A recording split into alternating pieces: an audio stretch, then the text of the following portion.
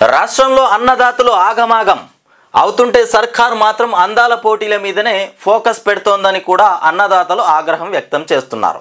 నెల రోజులు దాటిన ఐకేపీ సెంటర్లలో వడ్లు కొంటలేరని ఎండకు ఎండుతూ వానకు తడుస్తూ ఇక ఆఖరికి మొలికెత్తేటువంటి పరిస్థితులు ఏర్పడ్డాయి.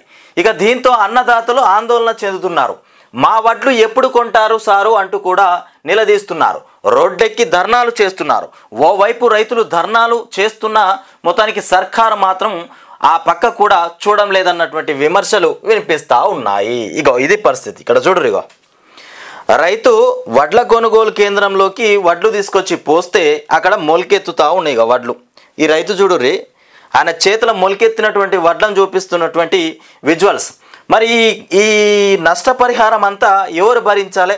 దీనికి కారణం ఎవరయ్యా అంటే ముఖ్యమంత్రి రేవంత్ రెడ్డి.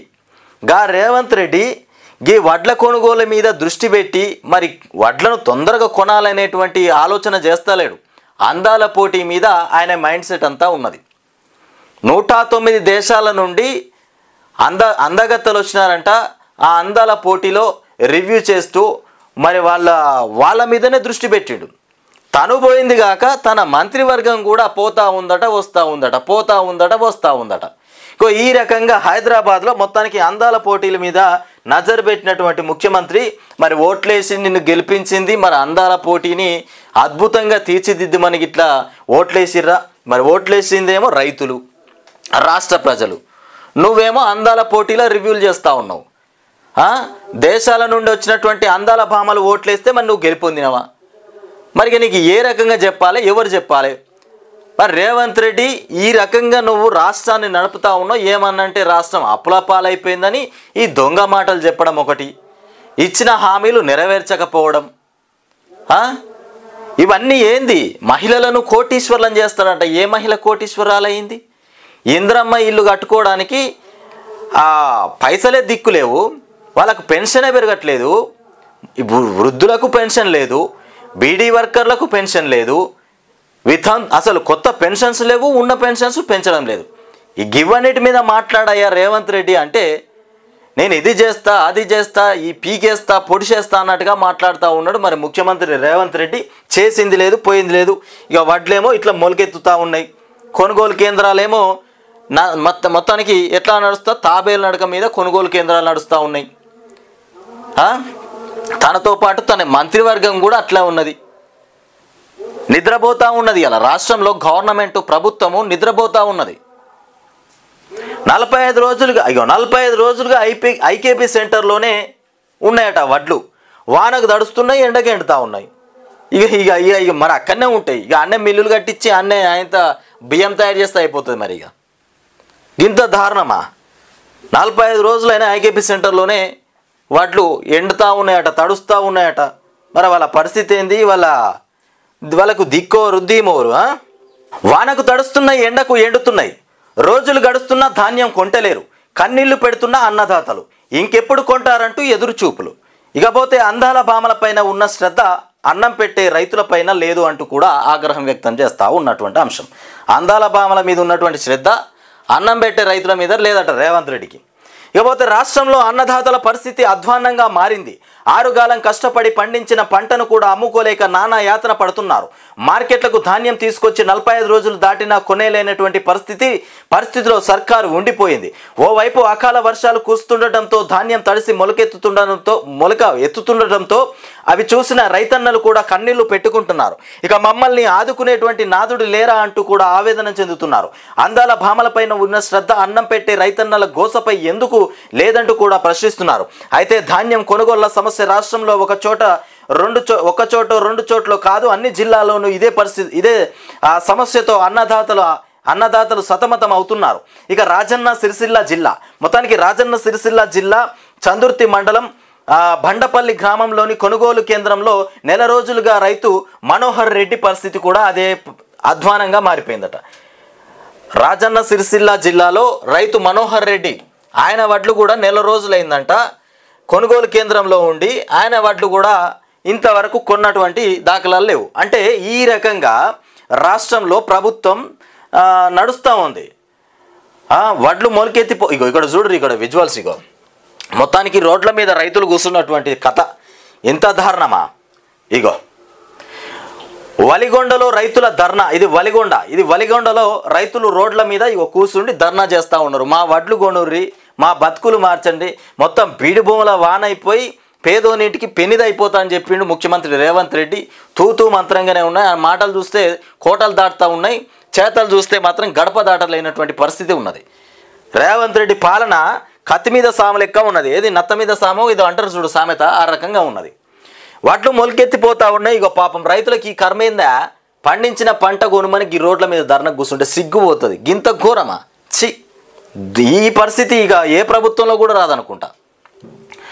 వడ్ల కుప్పలతో ఇక మొత్తానికి పడిగాపులు కాస్తున్నటువంటి అంశం. ఇక నెల రోజులు దాటినా వడ్లు కొనడం లేదని కూడా ఆవేదన వ్యక్తం చేశారు. ఇదేం ప్రభుత్వమో అర్థం కావడం లేదు. ఇలాంటి ప్రభుత్వం ఉన్నా ఒకటే, లేకున్నా ఒకటే. రైతు ప్రభుత్వం రావాలంటే కాంగ్రెస్ ప్రభుత్వం పోవాలి. ఇప్పటికైనా ప్రభుత్వం ముందుకు వచ్చి చర్యలు తీసుకోవాలి. అకాల వర్షాలతో అన్నదాతలు కూడా ఆగమాగం అవుతున్నారు. ప్రభుత్వం వెంటనే ధాన్యం కొనుగోలు చేసి ఆదుకోవాలి. మహబూబాబాద్ జిల్లా నర్సింహులుపేట మండలంలో మహిళా రైతు కన్నీళ్లు పెట్టుకున్నటువంటి అంశం.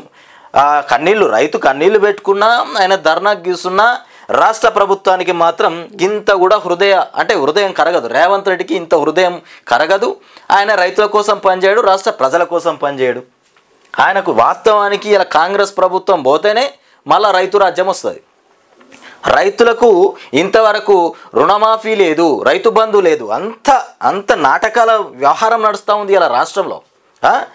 ఇకపోతే కన్నీళ్లు పెట్టుకుంటారట మహిళలు కూడా. రైతు మహిళలు కూడా కన్నీళ్లు పెట్టుకుంటూ ఉన్నారు.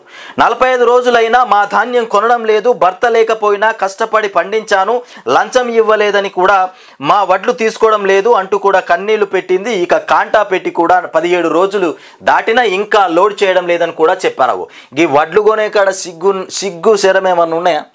రైతులు పండించినటువంటి వడ్లను కొనుగోలు చేసే కాడ కూడా లంచం ఇస్తేనే కొంటామని చెప్తా ఉన్నారట. లంచం ఇస్తేనే కాంట పెట్టేటువంటి పరిస్థితి. గింత దారుణమా? ఏం ప్రభుత్వం నడుస్తుంది, ఏం కథ చి. లారీలోకి వడ్లు ఎత్తించాలని కూడా దండం పెట్టినా పట్టించుకోవడం లేదు. ఒక మహిళ చెప్తున్నటువంటి ఆవేదన ఇది. దండం పెట్టిందంటే లేదని కూడా తెలిపారు. తన కన్నా వెనక వచ్చిన వాళ్ళవి కూడా కొనుగోలు చేశారన్నారు. ఇప్పుడు కురిసిన అకాల వర్షంతో 200 బస్తాల వడ్లు ఇక తడిసిపోయాయని కూడా ఆవేదన వ్యక్తం చేశారు. ఇక తమను ఇప్పుడు ఎవరు ఆదుకుంటారని కూడా ప్రశ్నించారు. ప్రభుత్వం ఇప్పటికైనా ధాన్యం కొనుగోలు చేసి ఆదుకోవాలని కూడా కోరినటువంటి అంశం. ఇంకేం ఆదుకుంటుంది? కొనుగోలు చేసి ఆదుకోవాలంటే ఇంకేం ఆదుకుంటుంది? మళ్ళా వడ్లు మొలకెత్తేటువంటి సమయం, అంటే మళ్ళీ వరి నాట్లు వేసుకునే సమయం వస్తూ ఉన్నది. అయినా కూడా మొత్తం దున్నకాలు కూడా స్టార్ట్ అయిపోతున్నాయి. సీజన్ స్టార్ట్ అవుతూ ఉంది. అంటే ప్రభుత్వము ఇంకా కూడా కొనుగోలు కేంద్రాల్లో జాప్యమే ఉన్నది. ఇక పోతే వలిగొండలో ధర్నా. యాదాద్రి భువనగిరి జిల్లా వలిగొండలో అన్నదాతలు ధర్నా చేపట్టారు. మొత్తానికి వెలువర్తి గ్రామంలో ఏర్పాటు చేసిన ఐకేపీ కొనుగోలు కేంద్రంలో ఇబ్బందులను మొత్తానికి పరిష్కరించాలంటూ కూడా మొత్తానికి భువనగిరి చిట్యాల రహదారిపైన బైఠాయించారు. గ్రామంలో ధాన్యం కొనుగోలు చేయడం లేదని ఆరోపించారు. ఇక కటింగ్ పెరుగుతున్నారని కూడా కటింగ్ పెడుతున్నారని కూడా, ఏదో ఒక సాకుతో ఇబ్బందులకు గురి చేస్తున్నారని కూడా అన్నారు. గ్రామంలోని ఐకేపీ సెంటర్పై చర్యలు తీసుకోవాలని, వడ్ల కొనుగోలు వెంటనే ప్రారంభించాలని డిమాండ్ చేశారు. కరీంనగర్, పెద్దపల్లి, సిరిసిల్ల, మహబూబాబాద్, ఇక నాగర్ కర్నూలు, జనగామ, యాదాద్రి, భువనగిరి, కొత్తగూడెం, భూపాలపల్లి జిల్లాలో చాలా రోజులుగా కొనుగోలు కేంద్రాల్లోని వడ్ల కుప్పలు దర్శనమిస్తున్నాయి. ఇప్పటి వరకు కూడా కొన్న ధాన్యం సైతం లారీలు లేక కొనుగోలు కేంద్రాల వద్దనే నిలిచిపోయిందని కూడా రైతులు చెబుతున్నారు. ఇక సామాన్యంగా ధాన్యం కాంటా వేసిన తర్వాత తమకు సంబంధం ఉండదని కూడా, కానీ ఇప్పుడు ధాన్యం బస్తాలు మిల్లర్లు తీసుకెళ్లే వరకు మీదే బాధ్యత అని కూడా అధికారులు చెప్తున్నారని ఆగ్రహం వ్యక్తం చేస్తున్నారు. ఇక రైతులు అకాల వర్షాలు కురుస్తున్నాయని కూడా, ధాన్యం అంతా నీటిపాలు అవుతుందని కూడా, వెంటనే ధాన్యం కొనుగోలు చేసి మిల్లర్లకు ఇక తరలించాలని కోరుతున్నటువంటి అంశం. ఇక్కడ అయితే ఈ అధికారులు రైతుల దగ్గర నుండి వడ్లు కొన్న తర్వాత, ధాన్యం కొన్న తర్వాత లారీలు లేక తీసుకోపోవడానికి జాప్యం చేసేది వాళ్ళే. దాంట్లో కూడా ఒకవేళ ఈ లారీలు రాక ఆ వడ్లు అక్కడ నుండి తరలించలేక ఆ సమయంలో వర్షం పడినా, ఆ వర్షం పడితే ఈ వడ్లు ఖరాబ్ అయిపోయినా వాటికి మాకు సంబంధం లేదు, మొత్తం రైతుదే బాధ్యత అని చెప్తా ఉన్నట. గింత ఘోరమా? అయ్యో కాంట పెట్టుకున్నారు, అయిపోయింది, ఇక మా బతుకు, మా భారం అయితే తగ్గిపోయిందని రైతు ఎప్పుడు కూడా సంతోషపడలేనటువంటి పరిస్థితి. అంటే ఆ లారీలో ఎక్కించేదాకా కూడా రైతుదే బాధ్యతనంట. ఒకవేళ కొనుగోలు జరిగిన తర్వాత ఆ బస్తాలు లారీలో ఎక్కించేదాకా కూడా రైతు బాధ్యతనే. వర్షం పడి ఏమన్నా అయినా రైతు బాధ్యతనే.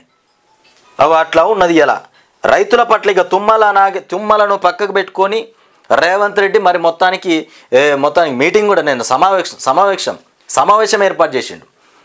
రైతు సమీక్షనంట. రాబోయే వానాకాలానికి సంబంధించినటువంటి రైతు సమీక్ష చేస్తూ ఉన్నాడు. కానీ ఇప్పుడు వడ్ల కొనుగోలు కేంద్రాల మీద సమీక్ష అయితే లేదు. అట్లా ఉంటుంది. ముందు చూపు గట్టిగానే ఉంటుంది కానీ అక్కడేమో ఉండదు, ఈడేమో ఉండదు. ఏం చేస్తాడో ఏమో పాలన తెలవక ఆగమాగం అవుతుండు. ఆయన మాటినే నాయకుడు లేడు.